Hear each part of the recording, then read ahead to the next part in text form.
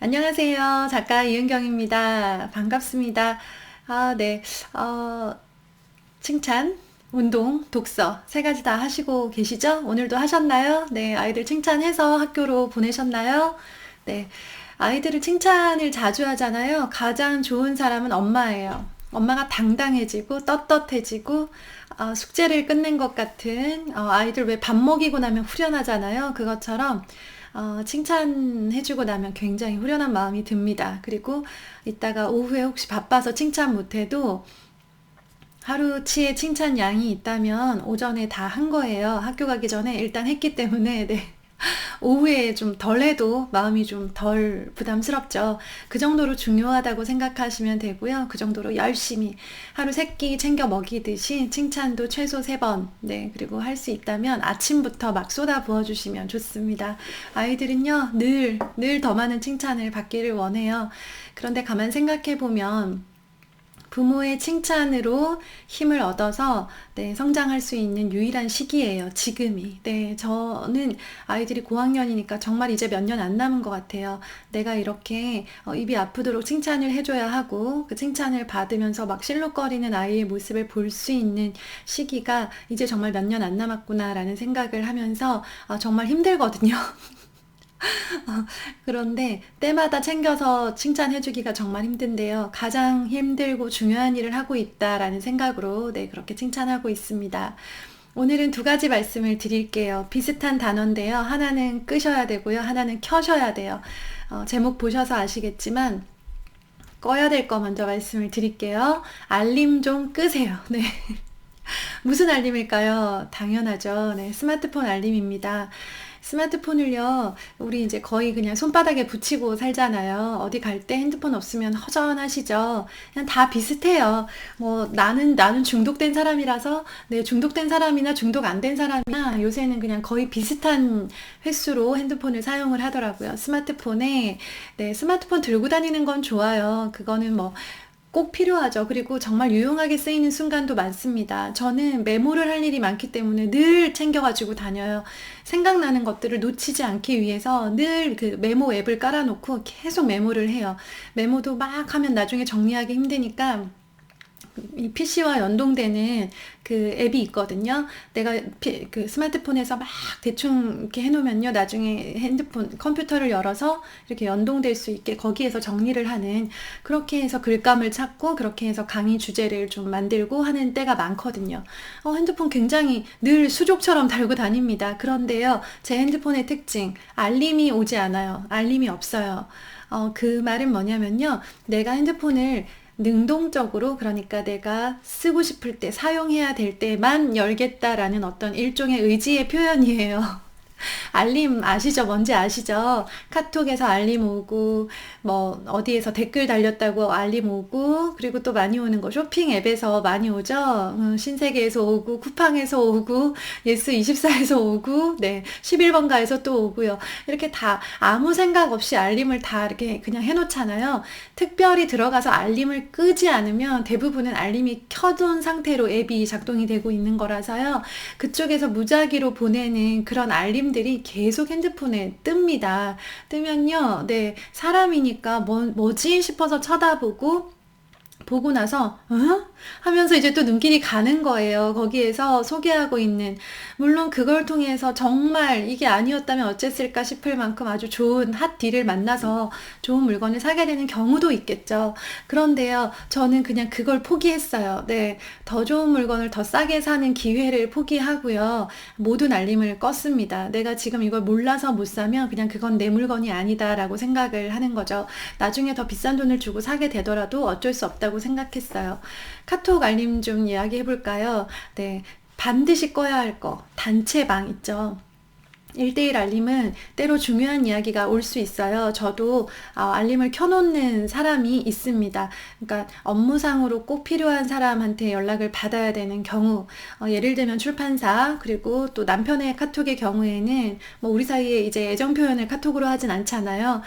정말 중요한 이야기, 뭐 물어봐야 될 때, 애들 데리고 남편이 나갔는데 전화를 할 수 없는 상황에서 지금 이거 몇 시에 시작하는 거야? 라고 이제 물어볼 때 카톡을 사용을 하겠죠. 그렇기 때문에 남편의 카톡은 알림을 설정을 해 놓았습니다. 그 외에는 다 없어요.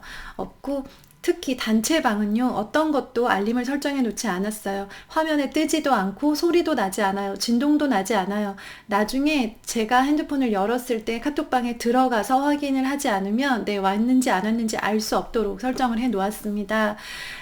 단체방에 그 엄마들 뭐 반모임 같은 그런 단체방에 너무 그것 때문에 스트레스 받아요 하시면요, 일단 알림부터 끄세요. 네, 당장 내가 서너 시간 안에, 최소한 서너 시간 안에 확인하지 않으면 먼 일이 날 만한 중요한 상황이다. 그러면 내가 반드시 간다, 못 간다, 혹은 뭐 신청한다, 안 한다. 그렇게 이야기를 꼭 해야만 되는 상황이라면요. 네. 그렇다면 어쨌든 우리가 핸드폰을 서너 시간에, 아무리 오랫동안 방치해둬도 서너 시간에 한 번쯤은 열어보잖아요. 못해도 가장 길게 핸드폰을 열어보지 않는 시간은 아마 극장에서 영화를 보는 시간일 텐데요. 2시간 정도 핸드폰을 쳐다보지 않는다고 해서, 열어서 확인하지 않는다고 해서 무슨 일이 날 것 같은 중요한 일이면 사실 전화가 옵니다.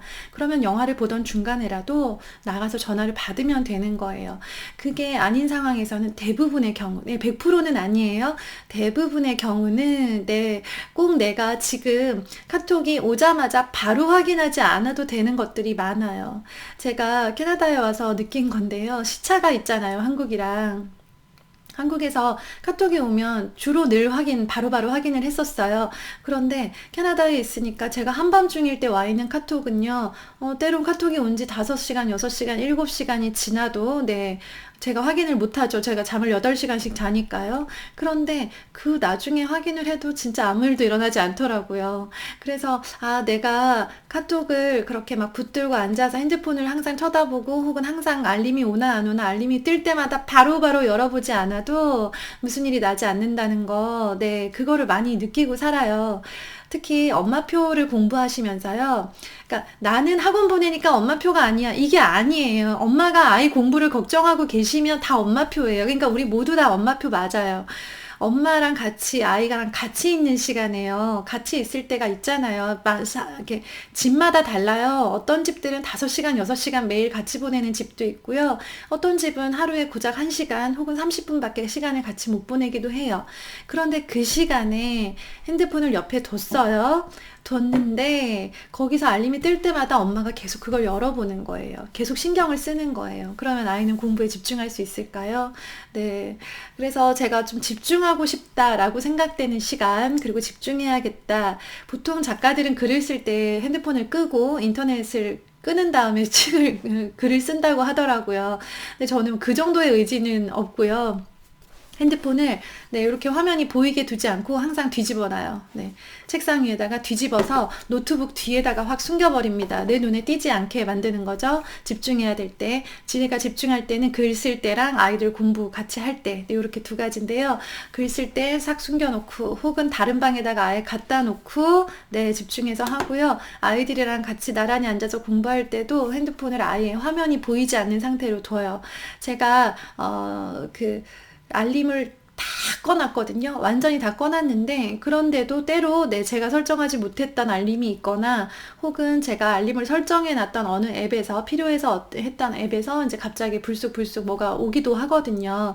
그렇기 때문에 이제 이거를 어쨌든 화면을 뒤집어 놓은 상태로, 엄마는 핸드폰을 쳐다보고 있지 않아, 핸드폰이 뭐가 와도 엄마는 지금 상관없어 라는 의지를 보이는 거죠. 그리고 저도 훨씬 집중이 잘 되더라고요. 아이들이랑 있을 때도.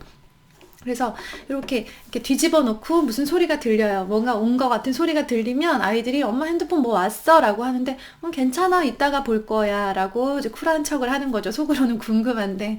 이제 그러면서 핸드폰 이렇게 사용하는 모습도 아이들한테는 은연중에 부모의 모습을 닮아가겠다는 생각이 들었어요. 사실 아이들은 부모의 모든 것을 닮잖아요. 모든 것. 의도한 것과 하지 않은 것, 그리고 내가 잘하는 것, 부족한 것, 가리지 않고 다 닮아가는 게 아이들이더라고요. 그래서 나중에 우리 아이들이 최소한 스마트폰을 가졌을 때 여기에 막 모든 알림에 반응하고, 모든 그 앱들을 다 막 이렇게 막 늘 그 앱에서 많은 시간을 보내면서 스마트폰에 너무 많은 시간을 쓰는 그런 아이들이 안 됐으면 좋겠다라는 제 바람인 거예요. 그러기 위해서 나부터 이렇게 조금 조절하는 모습을 보이자.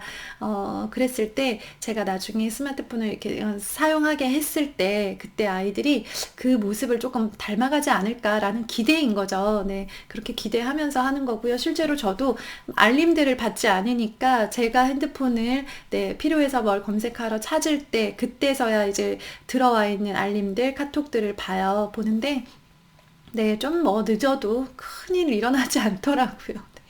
정말 별일 일어나지 않아요. 네. 그러고요. 네. 그래서 알림을 좀 끄세요. 라는 말씀을 하고 싶어요. 이렇게 알람 하나하나 다 들어가셔가지고요. 오늘 영상 보시고 나면 모든 앱에 들어가셔서 알림 설정 다 오프로 바꿔 놓으세요. 정말, 네, 좋습니다. 그리고 이게 또 좋은 게 다른 사람이랑 대화를 하잖아요. 우리가 엄마들끼리 만나서 대화를 하고 저도 또 직장에서 이렇게 학년 선생님들끼리 회의를 할 때 보면 수시로 계속 핸드폰에 뭐가 뜨니까 대화에 집중을 하지 못하는 경우들이 있어요. 그러니까 이렇게 막 한참 얘기를 하는데 여기서 신세계 특가 찬스 막 이렇게 딱 떠요. 그러면 그거가 궁금해서 이렇게 대화가 멀어지더라고요. 그 자리에 가치는 있지만. 네, 그래서 대화에 집중할 때 아이들이랑 같이 있는 시간에 조금 더 밀도 있게 집중하는 모습을 보이기 위해서는 네, 알림은 정말 무의미하다라는 생각을 했습니다. 두 번째는요, 알람을 켜시라는 말씀을 드리려고요. 핸드폰에 이제 제가 가까이 놓고 쓰는 이유는 뭐냐면, 알람도 되게 많이 활용을 해요. 제가 집중력이 약한 친구들, 알람을 활용을 하시라는 말씀을 드렸어요. 처음엔 30초, 1분, 뭐 10분, 5분 안에 다 쓰기, 10분 안에 다 풀기, 뭐 이런 식으로, 네, 게임처럼 미션을 수행하는 것처럼, 그렇게 아이들 공부 처음에 습관 잡으실 때요, 알람을 잘 활용하시면 좋아요. 그것도 엄마가 딱 해서 5분 시작 이렇게 하지 마시고요. 네. 아이들한테 핸드폰 빌려주세요. 아이 핸드폰이 있으면 그거 사용해도 되고요. 저희 집은 아이들이 이제 주로 유튜브 뭐 영상 볼 때 쓰는 아이패드가 따로 있는데 그 알람을 많이 사용을 해요. 그렇게 해서 알람을 본인들이 설정하게 하는 거죠. 네. 아이들은 이거 조작하는 거 되게 좋아하고 잘하잖아요. 그거 하나 잘하는 건데, 그거를 굳이 엄마가 하면서 네, 바빠할 필요가 없더라고요. 5분 맞추세요 하면 5분 맞추면요. 그럼 애들이 5분 잘 맞춰요. 시작해서 하고 나면 몇 시였는지, 그것도 아이들이 확인하게 하고, 네, 그러면서 알람 조작권을 아이들한테 주는 거죠. 그리고 이건 학교에서 많이 쓰는 방법인데요. 교실에서. 시간 지킴이라는 역할을 줄 때가 있어요. 교실에서는 우리 친구들이 교실의 활동에 적극적으로 참여하기 위해서 역할을 이렇게 만들어서 줘요. 뭐 입금이, 시간 지킴이, 뭐 도우미, 뭐 이런 식으로 이렇게 이름을 예쁘게 붙여서 그렇게 학급 운영을 많이 하는데요. 그 중에 시간 지킴이가 있어요. 타임키퍼라는 말을 쓰기도 하고요. 그 친구가 시간을 이렇게 계산을 하고 그 모든 친구들한테 야, 1분 남았어 이런 얘기를 미리미리 알려주는 역할을 하거든요. 집에서도 아이들이 타임키퍼의 역할을 했으면 좋겠어요. 아이들은 역할이 주어지는 걸 굉장히 바라고 좋아해요. 학교에서는요, 역할 하나 주어지면 막 정말 막 반장된 것처럼 훈장 난 것처럼 좋아하거든요. 집에서도 역할을 최대한 많이 주세요. 공부를 엄마가 하다가 막 엄마가 더 열정이 지나치고 엄마가 계속 주도하려고 하면요, 아이는 점점 시들해지고 엄마는 점점 에너지가 빠질 거예요. 그러다가 네, 오래 못 가요. 한 달 하면 아마 이제 억소리가 날 거예요. 그러지 마시고요. 아이가 할 수도 있고 못할 수도 있는데 한번 해볼 수도 있을 것 같은 일은 무조건 아이의 일이라고 생각을 하시는 거예요. 네, 시간이 됐어요. 공부하기로 한 시간. 만약에 오늘 6시부터 7시까지 공부를 하기로 약속을 했다고 할게요. 그러면 아이한테 6시에 알람 맞춰놓고 6시에 알람 울리면 가서 형아 나오라고 해서 같이 영어 동영상 보라고 해. 라고 이 막내한테 특히 네, 어린 동생한테 역할을 더 많이 주세요. 그러면요, 우리 막내들이 역할을 맡아본 적이 없고 책임을 져본 적이 없기 때문에 아무래도 그 부분이 약하잖아요. 이런 타임키퍼, 재미있으면서도 충분히 할 수 있는 일 역할들을 주는 거죠. 네, 그렇게 해서요, 그 시간이 딱 돼서 알람이 울려요. 그러면 아이들이 막 그 알람 소리를 듣고 약속한 장소로 모이는 거죠. 그런 식으로, 그러니까 학교 같은 느낌은 아닌데 집에서도 꽤 재밌네 라는 느낌을 받을 수 있도록 하고요. 그걸 아이가 주도하게 하는 거죠. 그리고요, 우리 엄마한테도 알람은 너무나 필요해요. 네. 두 가지 의미에서 필요한데요. 첫 번째 제가 말씀드리고 싶은 거는 30분만 일찍 일어나시라고 말씀드리고 싶어요. 네, 알람 맞춰서 계속 습관되면 가능하잖아요. 30분 먼저 일어나셔서요. 하루를 계획하고 그리고 뭐 하실 거 있으면 좀 끄적끄적 하시는 시간, 나만의 시간. 밤에는 4시간을 내기가 정말 어렵죠. 그리고 밤에 4시간을 내려고 했다가 못 내게 되면 되게 화가 나거든요. 그런데 이 남들보다 일찍 일어나는 가족, 모든 가족보다 가장 먼저 일어나는 30분은요, 정말 귀해요. 이 시간은 뭐 내가 흔들어 깨워도 아무도 안 일어나죠. 그러면 그 시간을 온전히 나 혼자 쓸 수 있는 거예요. 저는 책을 주로 다 새벽에 썼어요. 새벽에 컴컴한데 식탁에 앉아가지고 거기다가만 불을 켜고 계속 썼는데요. 그 시간이 너무 좋더라고요. 그래서 해보니까 참 좋아서 그 습관을 버리지 못하고 지금도, 네, 또 지금지금 일어나서 새벽에 또 귀신처럼 앉아가지고 늘 식탁에서 일을 합니다. 그렇게 하는데 있어서 알람 맞추는데 아침 기상하시는데 30분 사용하셨으면 좋겠고요. 또 하나는 저녁 시간인데요. 뭐 하고 뭐 하다 보면 참 바빠요. 저녁 시간에. 아이들 늦게 재우는 것보다 일찍 재우는 게 훨씬 어렵습니다. 왜냐? 아이들이 자야 될 시간이 다가오는데 아이가 할 일, 엄마가 할 일이 끝이 안 난 거예요. 즉, 하루가 마무리가 안 된 거죠. 그래서 참 이거 특히 직장 퇴근 늦으신 어머님들 더 고민 많으실 거예요. 그래서 알람을 쓰시라는 거예요. 그냥 모든 일이 다 끝날 때까지 계속 그것만 하고 있으면요, 끝이 안 나요. 집안일이 끝이 있나요? 아이들 공부가 끝이 있나요? 안 나요. 오늘 지금 30분 더하고 1시간 더해서 할 수 있는 일은 있지만 그거를 더 한다고 해서 네, 지금 당장 하지 않으면 먼 일이 나는 일이 아니라면요, 그냥 그만 네, 스탑하셨으면 좋겠어요. 설거지 뭐 대충 그냥 끝내시고요. 한 8시 반쯤, 저희 집은 8시에 이제 주로 모였는데요.